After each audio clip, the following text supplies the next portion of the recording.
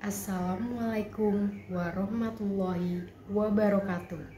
Yang terhormat Bapak Nanang Kosim SPDI MPD selaku dosen pengampu mata kuliah Pendidikan Agama Islam. Perkenalkan, nama saya Maila Satya Ivanka Putri dengan NIM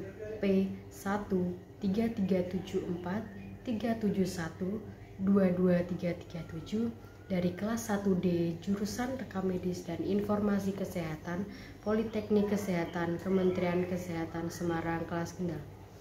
Saya akan membawakan video yang berisi perilaku sehari-hari yang menggambarkan akhlak mulia dalam kehidupan. Video ini saya buat guna memenuhi penugasan mata kuliah Pendidikan Agama Islam. Diketahui, agama merupakan sistem kepercayaan yang meliputi tata cara peribadatan hubungan manusia dengan Sang Mutlak, hubungan manusia dengan manusia, dan hubungan manusia dengan alam lainnya yang sesuai dengan kepercayaan tersebut. Moral adalah ajaran tentang baik buruk yang diterima umum mengenai akhlak dan budi pekerti. Sedangkan akhlak mulia adalah kondisi kejiwaan yang mantap yang dimanifestasikan dalam perbuatan atau tindak tanduk yang baik atau terpuji. Dalam setiap manusia terdapat adanya dorongan untuk beragama. Ini bersifat naluriah. Sebab dorongan beragama merupakan dorongan psikis yang mempunyai landasan alamiah dalam watak kejadian manusia. Dalam relung jiwanya, manusia merasakan adanya suatu dorongan yang mendorongnya untuk mencari dan memikirkan Sang Penciptanya dan Pencipta alam semesta.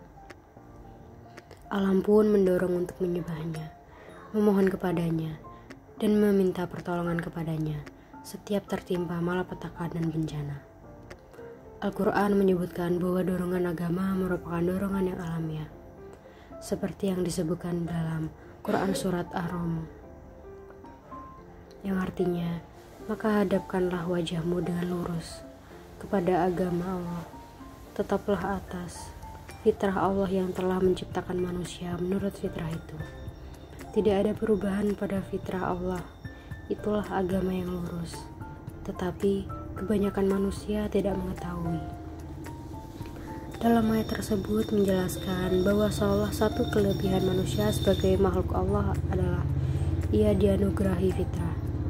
Fitrah manusia secara alamiah mampu untuk mengimami Allah dan mengamalkan ajarannya.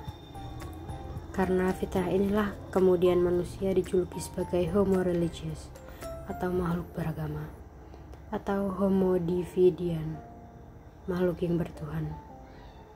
Secara naluri manusia memiliki kesiapan untuk mengenal dan meyakini adanya Tuhan.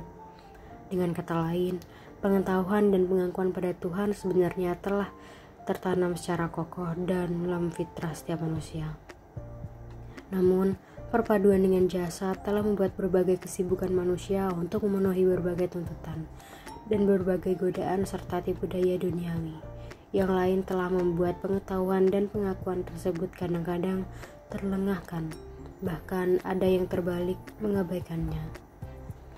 Kebutuhan manusia tidak hanya bersifat material saja, tetapi pada diri manusia juga terdapat semacam keinginan dan kebutuhan yang bersifat universal.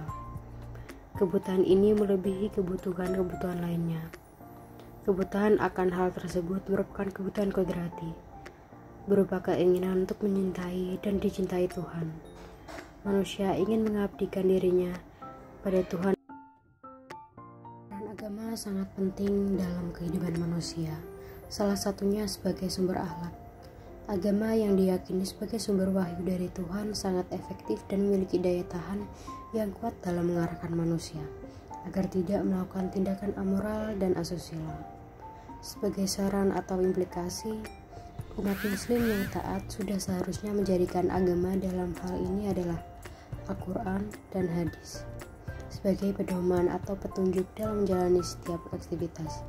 Karena dengan berpegangan teguh pada nilai-nilai keagamaan, maka akan tercipta suasana yang aman.